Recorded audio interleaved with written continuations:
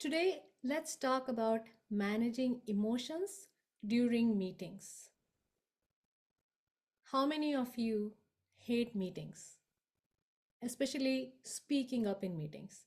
If you are one of them, please type 1 in the comments. And I want to tell you that you are not an exception. Most people hate meetings because most of the meetings are so unplanned. They are, in the sense that, not that it's not on the calendar, but meetings are not thought out really well. So when you go attend meetings, most of the times you just feel like it's such a waste of time.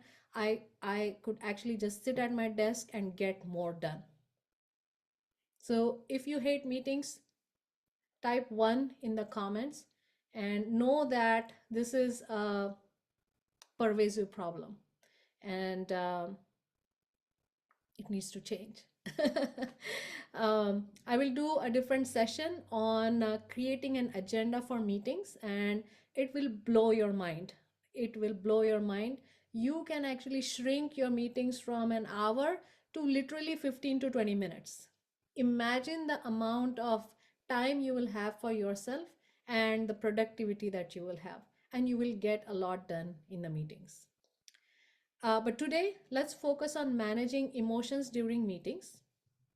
When I say emotions during meetings, how to prepare for meetings such that when something unexpected happens, or there are people who are very dominating, who are authoritative, or people who are, constantly cutting you off or criticizing you, or just, you know, anything can happen during the meeting. So how do you prepare for those meetings? Because when you are well prepared for those meetings, you speak up with ease. You are not overthinking and over analyzing before uttering something. So you don't feel like a mute sitting in meetings on the sidelines just listening. For those who do not know me, I am Dr. Mrinalini Garg. I work with South Asian professionals to help them get to that next level in their career. I am an executive coach, I am a career advancement coach, and I help people find their voice and speak easily and comfortably in meetings so that when people watch you, observe you, they can literally see you. You are visible, you have a voice, and you make an impact, and you are seen as a leader. So let's dive into today's training. Managing emotions. Now, here's the most important thing. This is what I teach my clients. The actual meetings, that is just, you just go and attend that meeting, but all the planning, all the preparation happens before the meetings. Now I know a lot of you spend hours preparing for meetings because you're afraid to speak up, because you're afraid of being judged, because you're afraid you might not have all the information, you're afraid people might cut you off, you're afraid because there are dominating personalities in the room. I get it, I have been there, I get it. And this is the reason why I do this, because I know that South Asian professionals have so much leadership potential in them.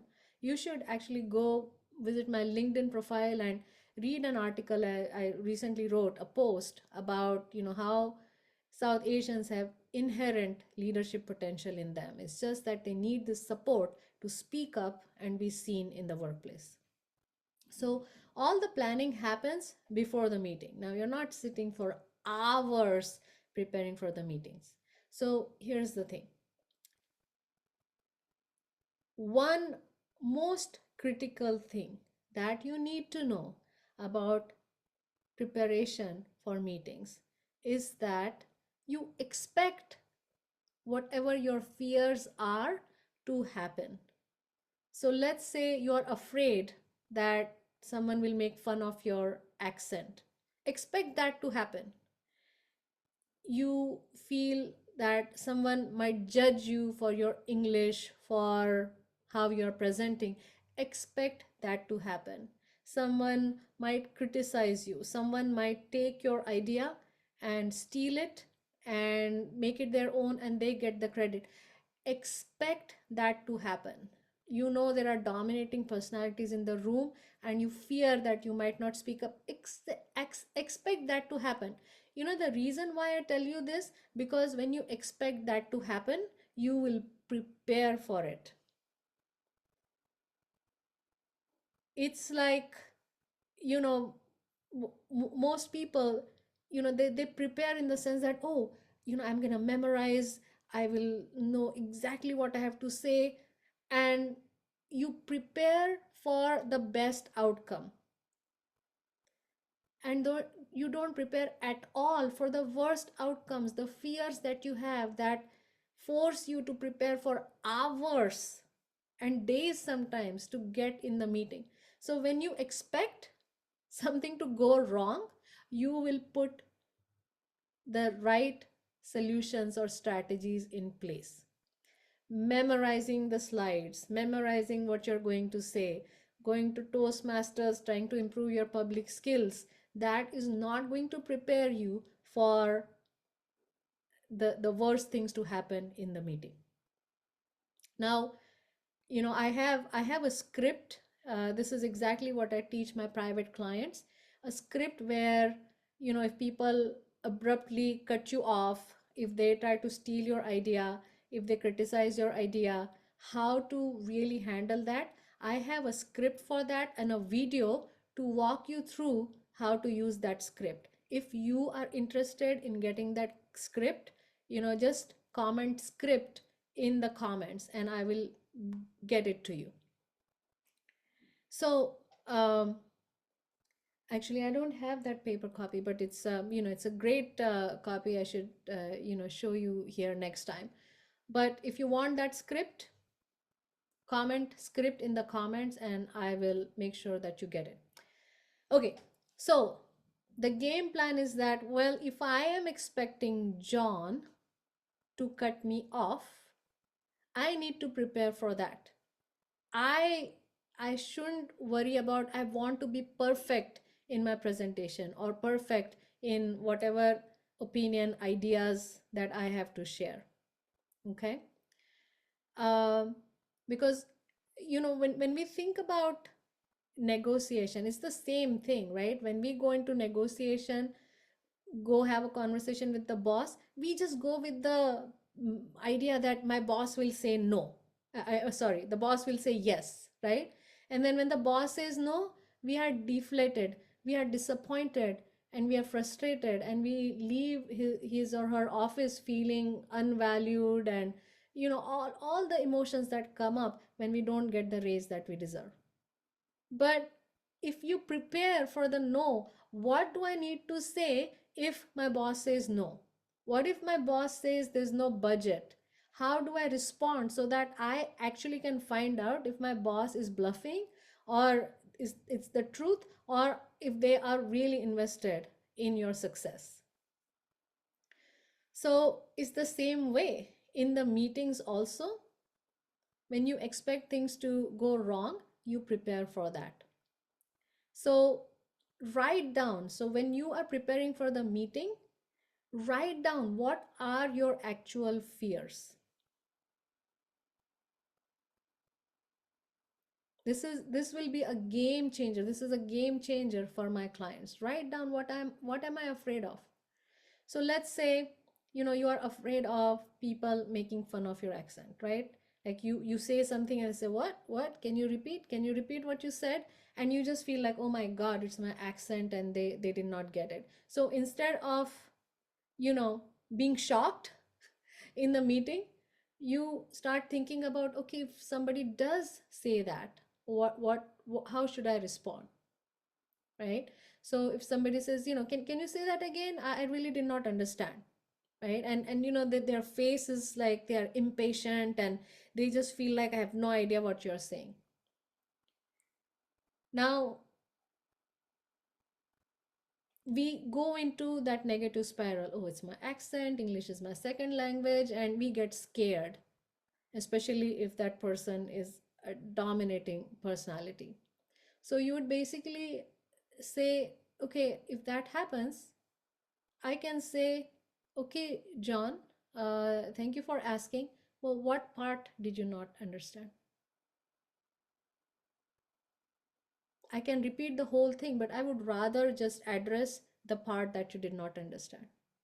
So, what that does is that person, if they are racist, right? If they are not invested in your career, if they are someone, they, they don't value you, they are now forced to suddenly think about, oh my god, what part did I not really understand? And then you feel in your power that, oh, I don't need to be afraid if somebody says that. I just need to find out, what exactly they missed, or what part was I not able to explain, right? And it could be a genuine thing that, they understood what you were saying, but there was just one thing that they really did not grasp. So this is how, this is just one example that I shared with you. Um, but again, like I said, if you want that script, comment script in the comments, and I will make sure that you get it. So when you make a list of all the things that you're afraid of, right? So if your concern is, well, I don't have enough data, well, find out if you can get those data.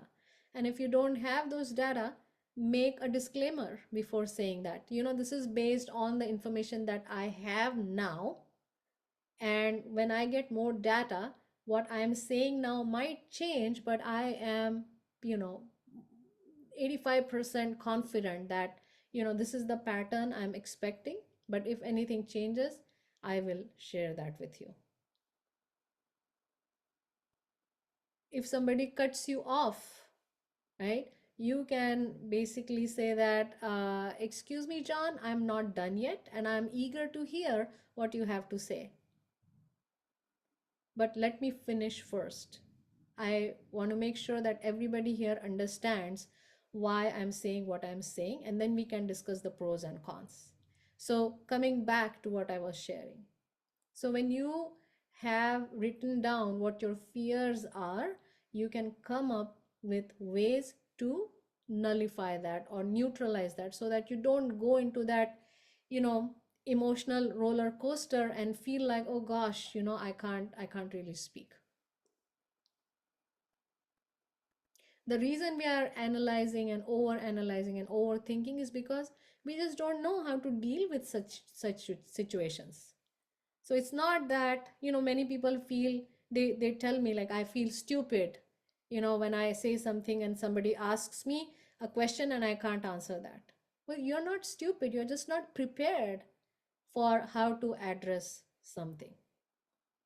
Okay, so you make a game plan before the meeting, and then during the meeting, you execute the game plan, right? When things happen, you just execute the game plan. And then after the meeting, and this is an important part, because many times, we, if the meeting goes well, we feel elated, we feel excited, wow, that was a good meeting. But we don't take the time to really understand what was good about it. What were the situations that I handled really well? Was I able to explain what I wanted to say? Were there questions? Did I answer the questions? Did someone cut me off? Did I handle that? Did my leaders validate me for the presentation that I was making?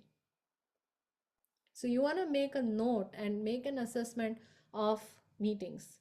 Now, you might feel like, I have, Mrinalini, I don't have the time. I have so much, on my plate that I can't do this. And for that, I will tell you a story. First of all, companies are invested in their own bottom line, right? So they will do whatever it takes to be profitable. And they should be profitable because it's from their profit that they are paying you your salary, right?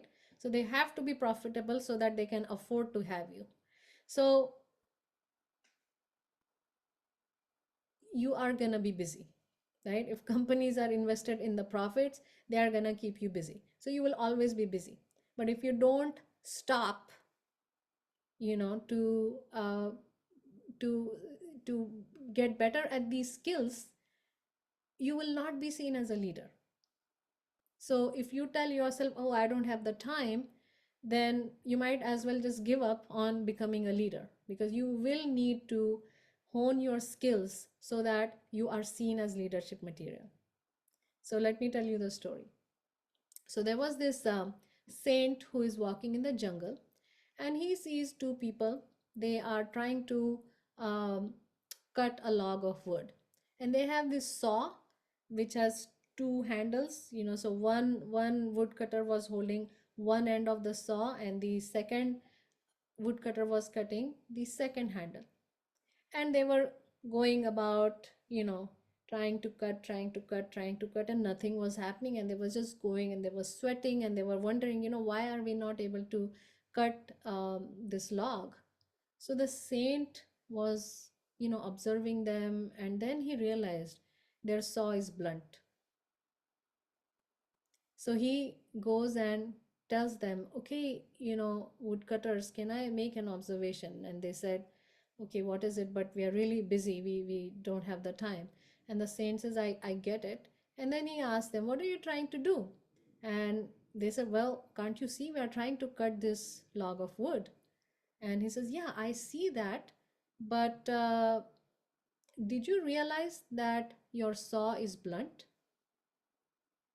And they look at their saw and they said, yeah, it is blunt, but we don't have the time to sharpen it. And they keep on going, right? And then it just is taking them hours. And this is what we do when it comes to leadership. We just tell ourselves that, I will get some certifications and maybe more degrees, and increase my technical knowledge, take on more work, and prove myself. But I am not going to sharpen the skills that I am really going to need to be seen as a leader.